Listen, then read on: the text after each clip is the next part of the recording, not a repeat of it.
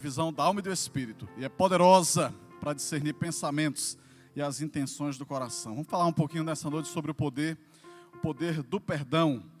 Efésios capítulo 2, versículos 11 a 22, versão NAA. Portanto, lembrem-se que no passado vocês eram gentios na carne, chamados incircuncisão por aqueles que se intitulam circuncisão, que é feita na carne por mãos humanas.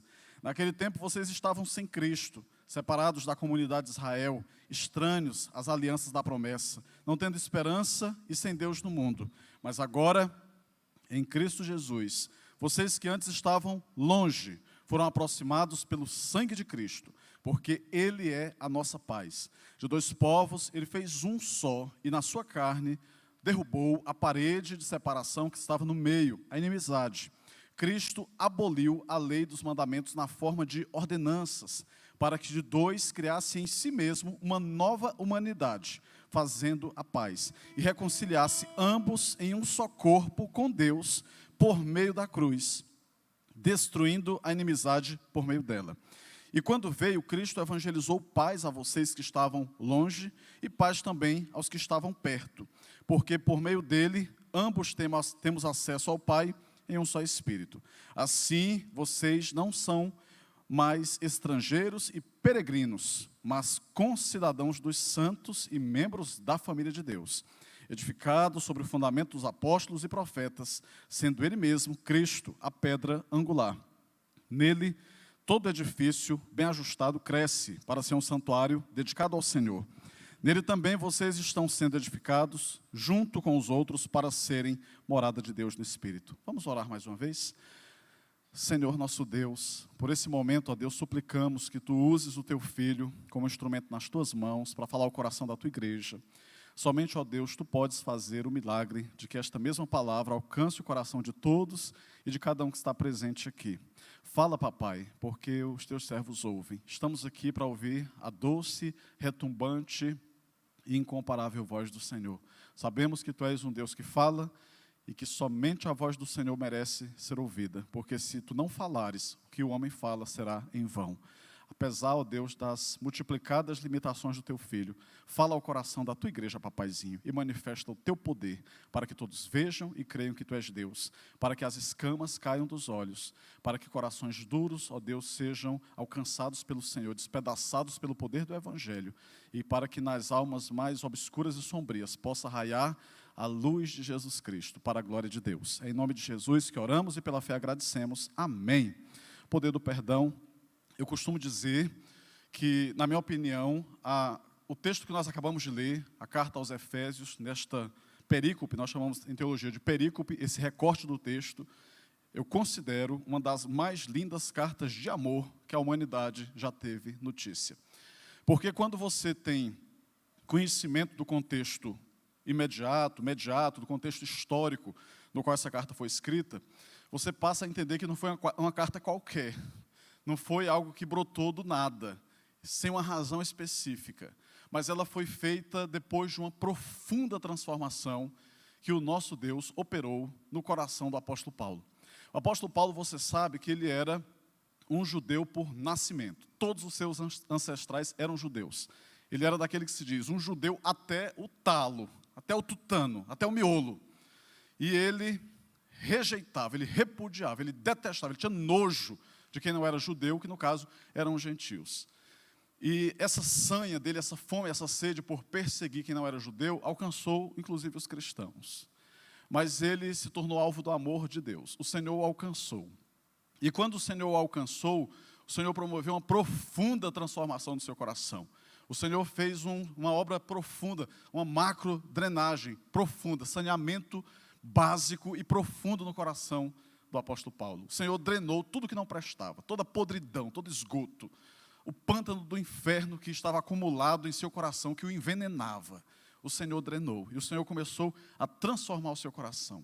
Somente depois da transformação feita por Deus no coração dele, foi que ele teve condições de escrever esta carta que ele escreveu. Porque o público inicial para o qual ele escreveu era a igreja que estava na cidade de Éfeso, que era uma igreja composta simplesmente por gente que não era judeu. Gente que era, a gente chama, gentios.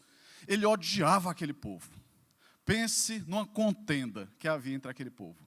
Alguém na face da terra que o judeu podia odiar era um gentil. O apóstolo Paulo os odiava. Então ele só teria condições de escrever o que ele escreveu.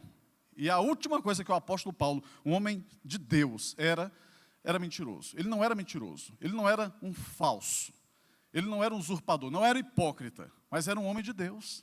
E o que ele está expressando aqui, que nós acabamos de ler, algo que foi escrito há mais de 2000 anos de distância de nós, só foi escrito pelo poder transformador do perdão, aquilo que o Senhor operou no seu coração. Para dar um pouquinho mais de riqueza de detalhes do contexto cultural daquela época, o judeu ele se perguntava assim, porque era alguém muito antenado nas questões da escritura, nas questões teológicas, na teologia daquela época, e eles perguntavam, se é uma raça tão ruim, os gentios, por que Deus os criou? Eles perguntavam e eles mesmos respondiam, Deus criou os gentios porque ele precisava de um elemento, um combustível para alimentar o fogo do inferno. Então foi por isso que Deus criou os gentios, para ter combustível para alimentar o fogo do inferno. Se um garoto, um rapaz judeu, se engraçasse para o lado de uma moça que não era dos judeus, gentia, por exemplo, o que aconteceria? A família o rejeitaria. A família poderia fazer, inclusive, há historiadores que dizem isso, um velório simbólico, representando que você, a partir de agora, morreu para nós, porque você enveredou por um caminho que para nós é inaceitável. Há também relatos de que se uma mulher que estava fechando o ciclo gestacional, entrasse em trabalho de parto, numa estrada, e estivesse ali prestes a ganhar a luz, sozinha, uma mulher que não era dos judeus, uma mulher dos gentios, aquela mulher estivesse em trabalho de parto, a criança brotando ali, nascendo, o judeu teria que dar de ombros e seguir sua viagem. Então ele não teria a mínima compaixão. E foi desse calabouço do inferno que Deus resgatou o apóstolo Paulo. Só que com Deus, irmãos, não tem coincidência, a gente chama cristocidências. Deus, às vezes, e quase sempre, ele faz isso, ele quebra a lógica. A gente diz, não cospe para cima, que vai cair na sua testa. Deus, ele mostra quem é que dá as cartas, quem é que tem poder de mexer as peças do tabuleiro. Quem é que vai dizer o que acontece ou não. Deus simplesmente transforma aquele homem que odiava gentios em apóstolo aos gentios. O enviado aos gentios, o homem que Deus disse assim, você tem as maiores qualificações para ser o ganhador da alma desse povo. É você que eu vou usar para evidenciar. Você vai ser a bandeira tremulando que vai dizer assim, eis aqui a manifestação do poder de Deus. Se Deus fez aquilo no coração do apóstolo Paulo, pode fazer no meu coração e no teu coração. Não há dificuldade, não há perdão que não possa ser liberado do teu coração. Se Deus fez no coração do apóstolo Paulo, também pode fazer no teu. Mas você sabe quando foi que ele teve condições de fazer isso aqui, que eu acabei de mencionar? De amar aquele povo, amor sincero, de perdoar aquele povo, de desejar estar perto deles. No momento em que Deus transformou o seu próprio coração. Entenda isso. Antes do Senhor fazer uma grande obra através de nós, Ele tem que fazer uma grande obra em nós. Primeiro, o apóstolo Paulo foi alcançado pelo Senhor, foi perdoado pelo Senhor. Ele perseguia crente, ele matava crente. A Bíblia diz literalmente que ele respirava ameaças de morte. Quando ele sabia que alguém que era cristão, que pertencia a Jesus Cristo, que pregava sobre Jesus, estava em algum lugar, ele ia naquele local, ele montava uma tocaia, ele afugentava, ele maltratava os homens e mulheres de Deus. Naquela época se chamava o caminho, não chama como chamamos hoje, o batista, o assembleiano, o presbiteriano, eram chamados aqueles que fazem parte da religião, o caminho. Então, a Bíblia diz que ele respirava ameaças de morte. Era como um búfalo selvagem. Lá no Pará, onde nós moramos, tinha búfalos selvagens. O policiamento que faz patrulhamento no arquipélago do Marajó, eles patrulham em cima do búfalo. O búfalo selvagem, você já viu um búfalo selvagem? Ele fica ali enfurecido, ele vai para cima. O apóstolo Paulo era mais ou menos assim, um búfalo selvagem, uma fera selvagem. Mas o Senhor tem poder para transformar qualquer situação. O Senhor bota no cabresto. O Senhor vai domá-lo. E ele não se contenta. Ele começa a querer espernear. Mas a palavra do Senhor também é para Paulo. Dura coisa para ti é recalcitrar contra os aguilhões. Pastor, transforma essa frase e essa expressão do Senhor para Paulo numa linguagem dos nossos dias. Dura coisa para ti é dar murro em ponta de faca. Não dê murro em ponta de faca, porque os meus planos não podem ser frustrados. Você será o apóstolo aos gentios. Deus transforma o coração daquele homem. Também foi assim com Jonas. Jonas tinha razão para não ir para Nínive. Historiadores dizem que provavelmente porque sua família tinha sido vítima de uma chacina, uma devastação, que não poupou nem mulher, nem criança. Ele tinha ódio daquele povo. Ele queria juízo, fogo sobre a cabeça deles. Queria punição. O Senhor ofereceu clemência, perdão e amor. Ele não se contentou com aquilo. Não é possível. Ele desabafa, ele rasga o coração e vomita aquelas barbaridades diante do Senhor. É por isso que eu não quis ir. Porque eu sei que tu és Deus clemente. Eu sei que tu és Deus que perdoa. Mesmo mais indigno, miserável, desafortunado, desgraçado. É por isso que eu não queria ir. Talvez é por isso que muita gente não quer pregar. É por isso que muita gente não quer ser um evangelista. Porque tem medo da ação do Senhor. Eu fico pensando na cabeça de muito crente, se alguns políticos que eles odeiam se convertessem. Ia ser assim uma fúria generalizada. Não podemos fazer isso, irmãos. Se um parente se convertesse, eu não queria que aquele maldito se convertesse, eu queria que ele morresse e fosse para o inferno. Não faça isso. Você não pode assentar-se na cadeira do juiz. Nós precisamos aprender a colocar as coisas nas mãos do Senhor e fazer a nossa parte, para que os planos do Senhor se desenvolvam com fluidez na nossa vida. É nossa obrigação trabalharmos para que isso aconteça. O apóstolo Paulo tentou reagir, o Senhor o derrubou. O Senhor literalmente o derrubou. O Senhor o derrubou. Ele achava que estava fazendo uma grande benfeitoria. E o Senhor disse, não, você está fazendo algo que é escandaloso diante de Deus e dos céus.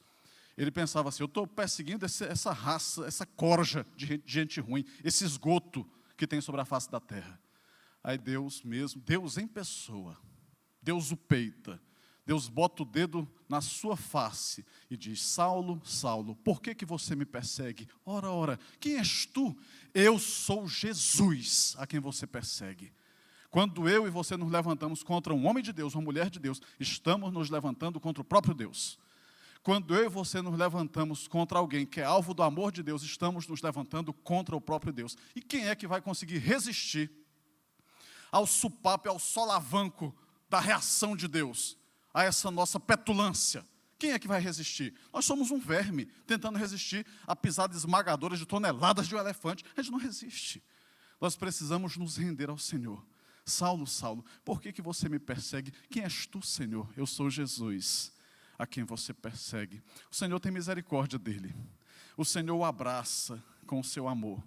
É tão incrível a forma como Deus trabalha. Irmãos, todas as pessoas que puderam ser recuperadas, foram recuperadas pelo Senhor. Alguns eram filhos da perdição.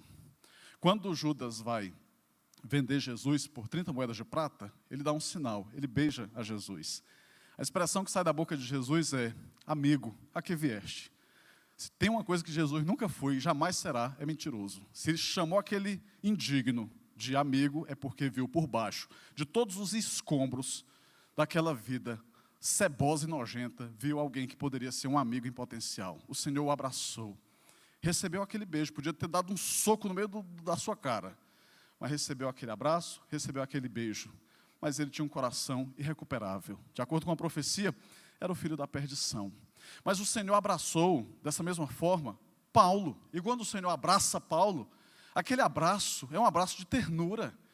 O beijo é de um afeto celestial.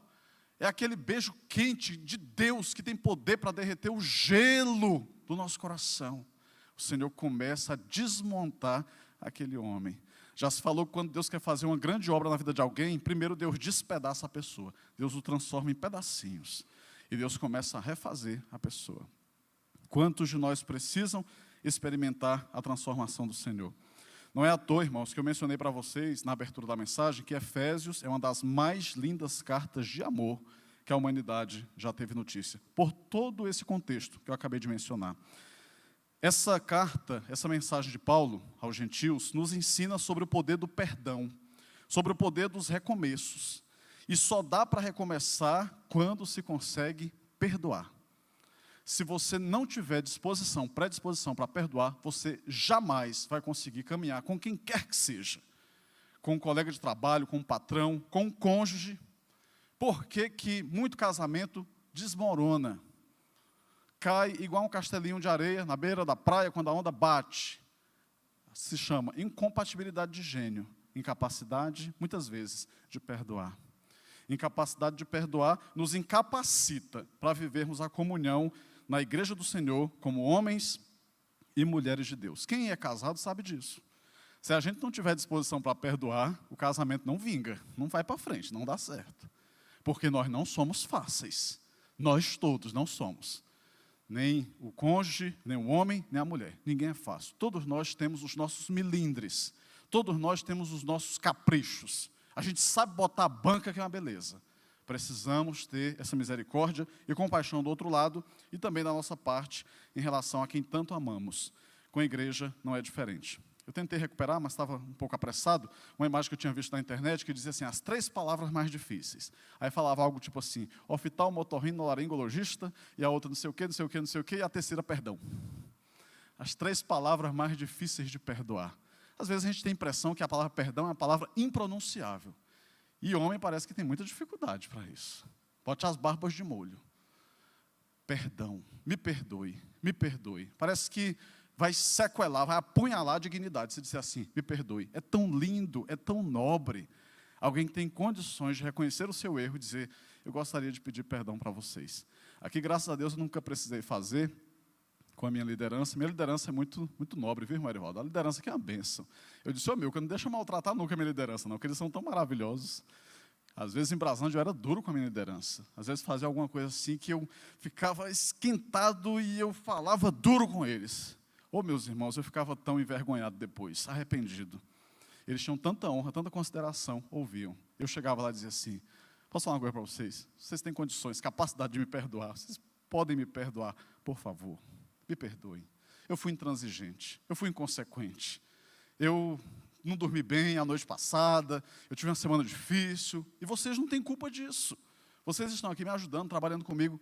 Irmãos, isso aqui não foi no primeiro ano de ministério, não. Ficava com um bico que ia daqui naquela porta. Ficava aquele joguinho de cena, o jogo, o milindre, frieza, a guerra fria, hostilidade. A gente sabe os mecanismos de judiar das pessoas que a gente ama, de maltratar. E às vezes usamos essas armas diabólicas. Repreenda em nome de Jesus. Repreenda. A Bíblia sabe que nós somos humanos, falhos. A nossa matéria, a nossa condição é de fraqueza. Mas não estamos sozinhos na luta. O Espírito Santo nos assiste, nos ajuda em nossas fraquezas. É o Paráclitos de Deus, é o ajudador. Ele está para nos ajudar, para nos encorajar, para nos fortalecer. Peça a graça do Senhor. O Senhor sabe que aqui e acolá, a panela de pressão vai estourar. E a Bíblia diz, irai-vos, mas não pequeis. Não se ponha o sol sobre a vossa ira. Quer dizer, não deixa anoitecer sem que você tome providência para pedir perdão. Por isso a gente sempre recomenda, casais, tenha um tempo de oração, marido e esposa. De preferência, comecinho do dia e no fechar do dia. Porque naquele momento que você for orar, você vai ser envergonhado diante do Senhor. O casal dá as mãos, vamos orar juntos. Naquele momento, há uma possibilidade de tipo 100% de que o perdão seja liberado. Porque o Senhor é testemunha daquela união. Estão diante do Senhor. Casamento é assim, mas igreja também é assim. Tem que ter predisposição. Porque se nós não tivermos, irmãos, nosso coração vai virando depósito de lixo. Nós vamos virando aquele aterro sanitário, o lixão, que tudo que não presta vai acumulando, acumulando, acumulando, acumulando. Daqui a pouco a pessoa, só pelo fato de desistir, já irrita você. Quantas vezes, meu Deus do céu, eu já tive ovelha que se enfureceu comigo, se chateou, saiu de igreja sem me dar uma chance de saber o que passava no coração delas. Um dia alguém falou assim, mandou uma mensagem, pastor, eu queria lhe pedir perdão, porque eu não estava mais na igreja, tinha mudado, enfim, Brasília tem uma rotatividade muito grande de pessoas na igreja, tem muita igreja, nós estamos falando de uma cidade com quase 200 igrejas batistas, então você vê gente entrando e saindo o tempo inteiro.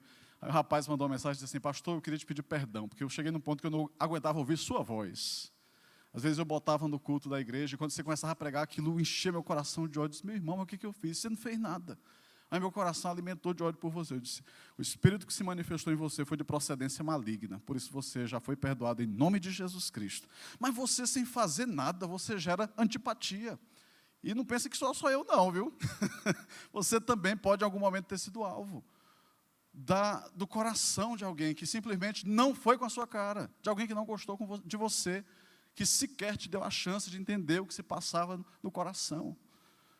Um irmão que era da igreja em Alto Parnaíba, ele foi convocado para fazer parte de um júri popular, E na hora foi perguntado para ele: seu fulano, o que você acha que passa no coração de um meliante como esse, que desferiu 40 e tantas facadas? Aí ele respondeu assim, saiu pela tangente: doutor, coração do homem é terra que ninguém anda. Coração do homem é terra que ninguém anda. A gente não sabe, mas é importante que todos nós reflitamos e pensemos sobre isso.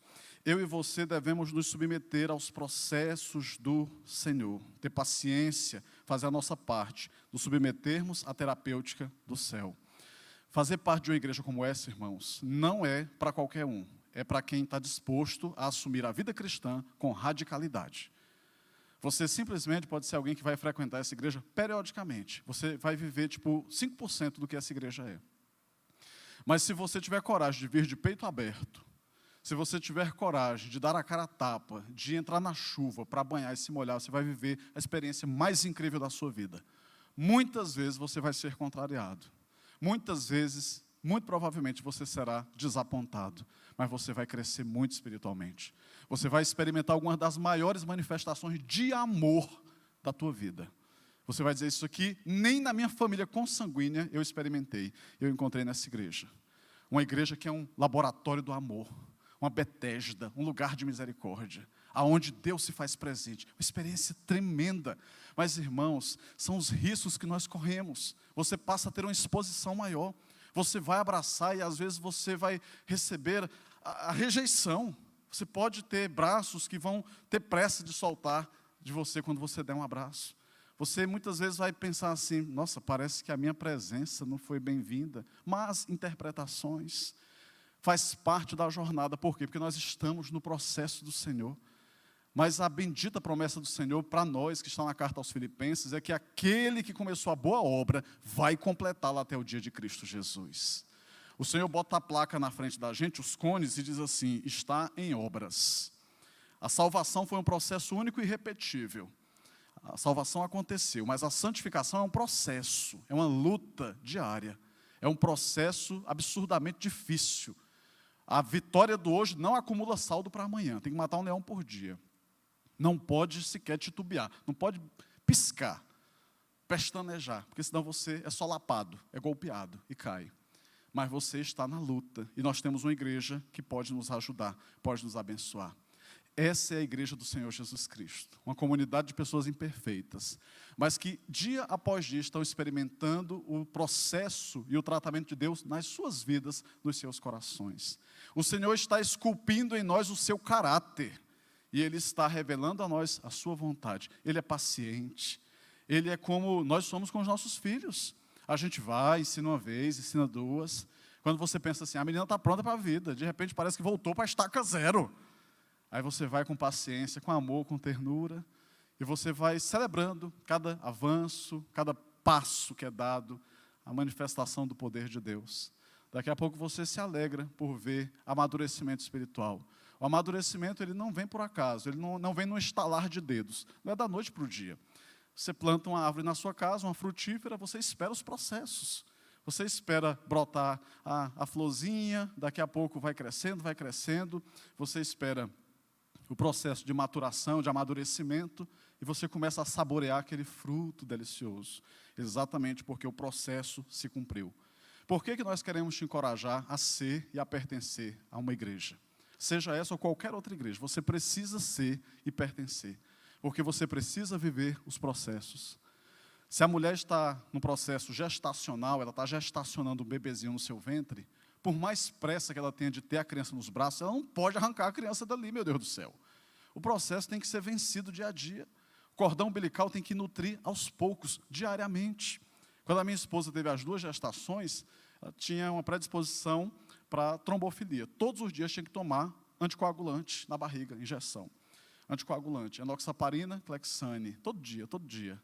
Aí quando ela foi marinheira de primeira viagem, foi ter a gestação da Liz, aí foi pesquisar. Aí achou baby center, não sei o quê. Aí chegou, encontrou lá, injeção anticoagulante. Aí alguém colocou assim, é a picadinha do amor.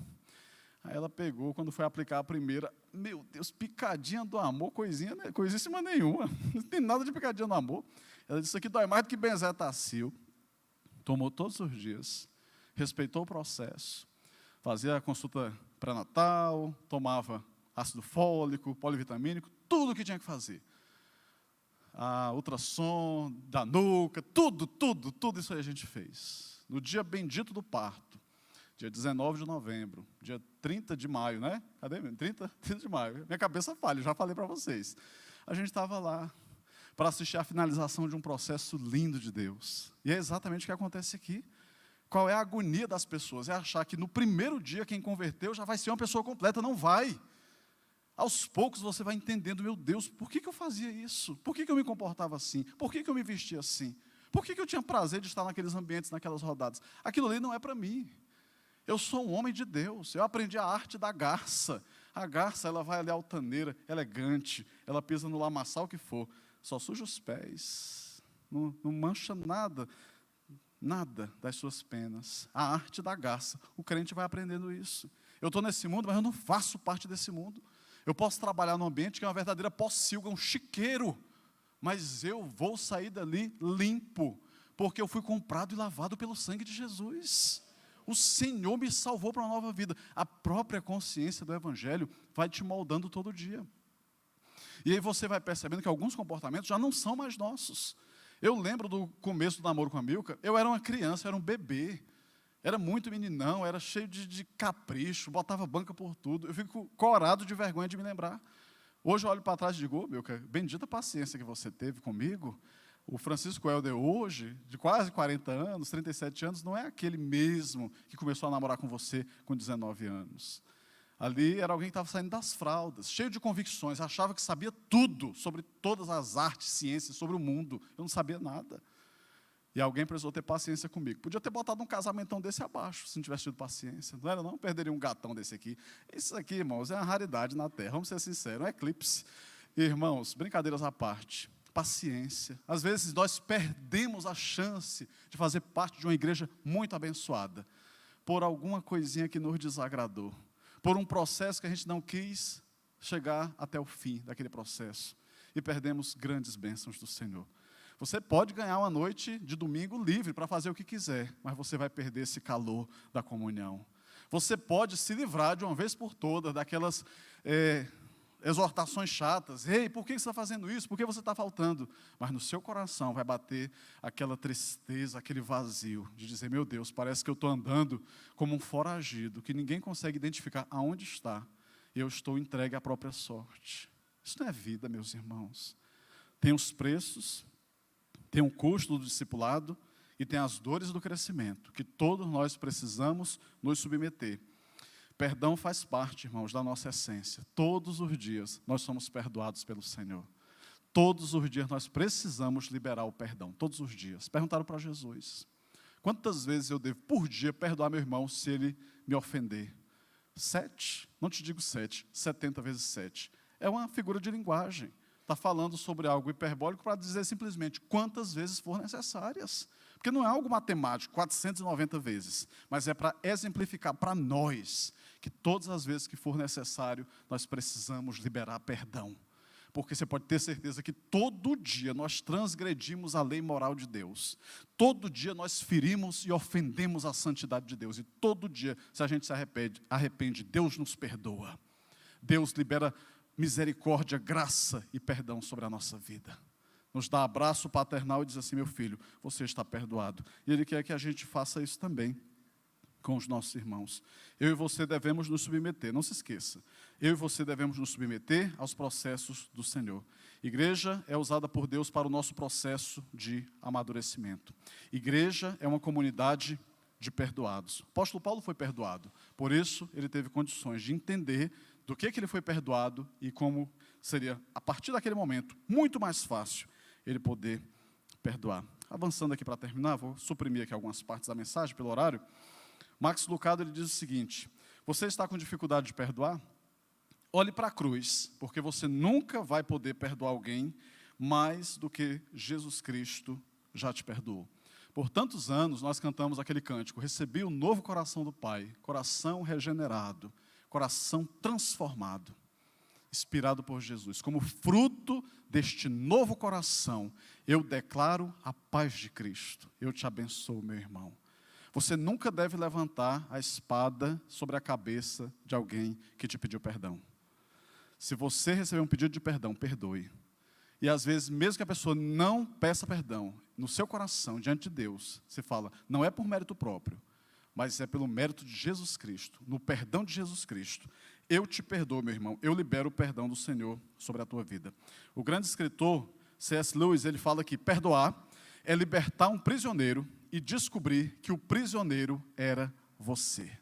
Perdoar é libertar um prisioneiro e descobrir que o prisioneiro era você. O pastor Hernando Dias Lopes, ele fala uma experiência que teve com uma ovelha moribunda, estava ali no leito de morte, mas estava lúcida, e ele foi fazer uma visita. E a pessoa disse assim, pastor, eu queria lhe pedir perdão. Minha irmã, você não tem que pedir perdão por nada, não. Pastor, é importante para mim, eu preciso lhe pedir perdão. Ele é pastor da primeira igreja presbiteriana de Vitória, no Espírito Santo.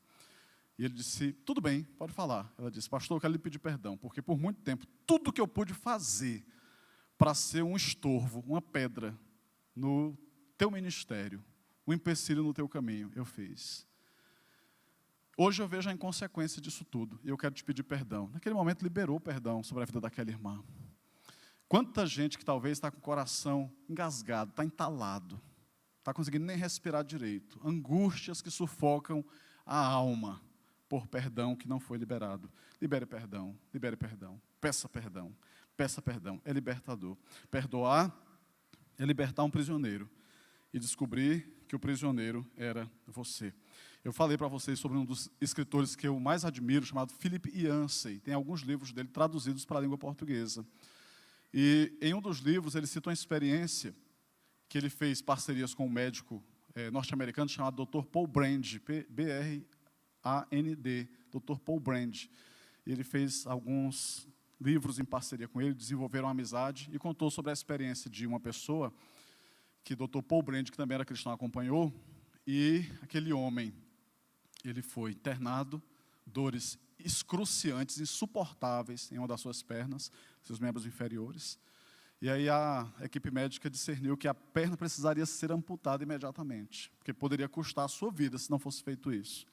E ele fez um pedido exótico, e por alguma razão, não sei se foi nos Estados Unidos ou na Índia, onde trabalhou, ele pediu assim, eu queria fazer um pedido, eu tenho condições de bancar o meu pedido. Eu queria levar essa minha perna para casa, dentro de um formol, alguma coisa, para que todas as vezes que eu olhasse para aquela perna, eu pudesse dizer assim, perna, você não dói mais em mim. Você não dói mais em mim. Pedido atendido, foi para casa, depois de um tempo ele volta na equipe médica e disse assim, pode dar um fim nisso aí, incinera, enterra, faz o que quiser. Doutor, a minha perna está se vingando de mim. Toda vez que eu olho para ela, é como se ela ainda doesse aqui, presa no meu corpo. Tem gente que está mais ou menos assim. Embalsamou, botou no formol, andou, que já era para ter se libertado há tempos. Algo que está drenando tua energia, está te consumindo, está fazendo você, teu corpo, tua mente, tua alma, tua alegria definhar. Você tem que ter coragem de jogar tudo isso aos pés de Jesus. Senhor, incinera, toca fogo, enterra, desfaz. Mas isso aqui não pode mais me acompanhar. Eu quero a libertação que vem do Senhor. Meu Deus, arranca de mim, arranca, meu Deus. O cancro, o carcinoma, o câncer, o que tiver que arrancar da minha alma, arranca, meu Pai, em nome de Jesus Cristo. C.S. Lewis também falou que ser cristão é perdoar o imperdoável, porque Deus perdoou o imperdoável em nós. John MacArthur, ele fala que se tu tiveres, e eu também, se eu tiver, a ousadia de orar ou rezar o Pai Nosso, sem ter liberado perdões que deveríamos ter liberado, naquele momento nós estamos lendo a nossa sentença de morte. Orar o Pai Nosso, balbuciar o Pai Nosso, se lembrar do Pai Nosso, sem liberar o perdão que tem que ser liberado, naquele momento tu estás lendo a tua sentença de morte, porque lá existe uma condicionante. Perdoa as nossas dívidas, assim como temos perdoado os nossos devedores. Você precisa perdoar. Você precisa liberar o perdão. Desde a infância eu tinha ouvido uma frase que é assim, quer ser feliz por um instante, vingue-se. Quer ser feliz a vida toda? Perdoe. Quer ser feliz por um instante, ter aquele sabor da vingança? Vingue-se. Quer ser feliz a vida toda? Perdoe. Em nome de Jesus. Vamos orar por isso aqui então? Em nome de Jesus. Senhor, nosso Deus e Pai, muito obrigado, meu Deus, pela palavra do Senhor e pelo perdão que recebemos do Senhor. Nesse momento, ó Deus, tudo que nós temos, tudo que nós somos, colocamos diante do Teu altar. Suplicamos ao Senhor perdão, meu Deus, perdão pela nossa falha, pelos nossos pecados.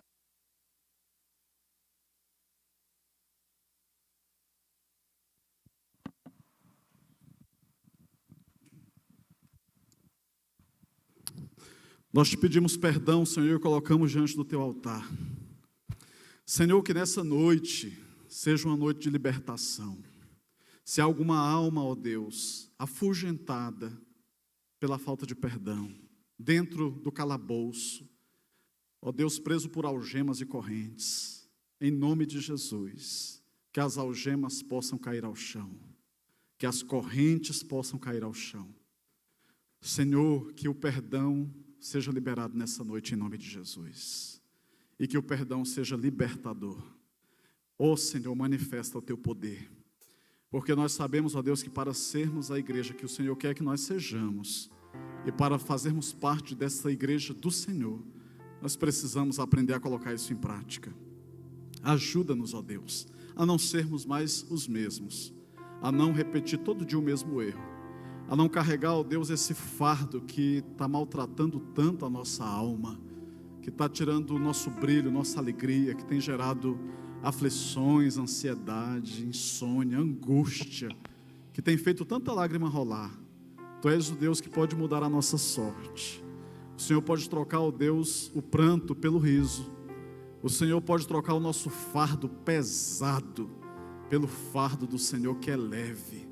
O Senhor pode tirar de nós o jugo, a canga, aquilo que está machucando o nosso pescoço, machucando nossa alma. E o Senhor pode nos libertar disso tudo. Ô Senhor, manifesta o Teu poder.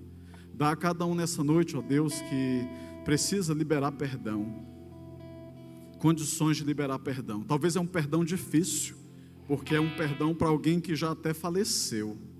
Ó Deus, que essa alma cansada possa encontrar alívio na presença do Senhor. Ajuda teu filho, tua filha a liberar perdão nessa noite, mesmo para quem já morreu. Mesmo, ó Deus, para alguém que fez um abuso no seu corpo, na sua alma, que criou sequelas profundas e dolorosas. Ajuda, meu Deus, teus filhos a liberarem o perdão que vem de Jesus Cristo, nosso Senhor. Que as algemas caiam ao chão em nome de Jesus Cristo. Pai, manifesta o Teu poder, para que todos vejam e creiam que Tu és Deus. É a nossa oração em nome de Jesus. Amém. Alguém nessa noite quer confirmar a sua decisão por Cristo Jesus?